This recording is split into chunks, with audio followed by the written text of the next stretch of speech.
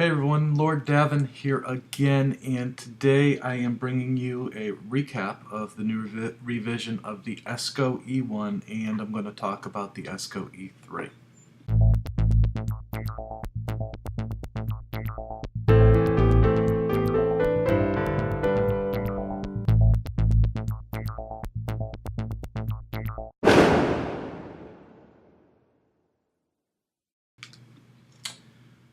So, the ESCO E1 and E3 have replaceable innards that work between the two. The only difference between them is the tube and how you can use them. So the E1, as you know, this is my favorite cartomizer, has been my favorite cartomizer, and is still my favorite cartomizer of all the cartomizers I have reviewed to date.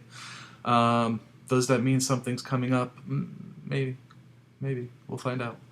But the E1 is a great cartomizer, and what they've done is they've created an E3, and the E3 has a Vision Ego Claramizer style tube, but the same great base that they've always had, and the same innards as the E1. So you can have these, you can have the tubes from the E1, and you can kind of replace them back and forth. They're just interchangeable, so that is a good thing. They have revamped the center core a little bit, made it a little better. You know, with this one, same thing. You have the base. You place the innard on the base, just tighten it in there, and then you place the tube over it, and you tighten. Then it uses the same top as the Vision Egos, and you put it on.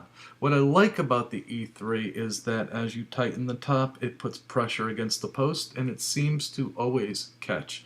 Whereas with the E1, sometimes you put it together, and it's not making a great connection. You're not getting anything, and people think, oh, it died after a day or two. Well, you just got to play with the center post. The thing about the E1 and the E3 is, as a cartomizer is concerned, these have great flavor. Now, all E2 styles have a slightly muted flavor, but these not as much. And they're great flavor vapor production.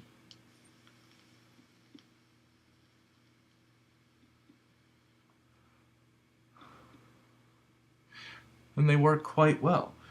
Now, what I don't like about the E3 is that it is susceptible to cracking, and let me see if I can show that to you. There's a crack, and there's a crack.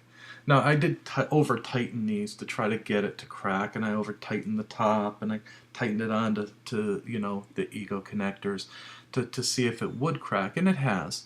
You can always just fill those in with clear nail polish, and they don't bother you anymore, but you know, still, the cracking turns me off of the E3 design. I still like the E1 design. I like the E1 tubes. I just like the E1. So the new revision, they have strengthened up the tubes a little bit, and the center posts seem to be giving a little bit more flavor too, so I don't know if they switched out the coil.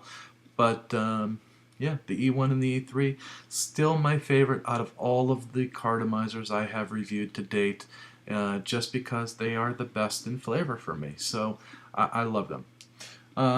Now, if you are looking for something that's going to give you the same flavor as dripping, drip. That's all you're going to do. You got to drip. But if you want something that's going to give you good vapor, good flavor, and a good capacity, these both are 2 ml.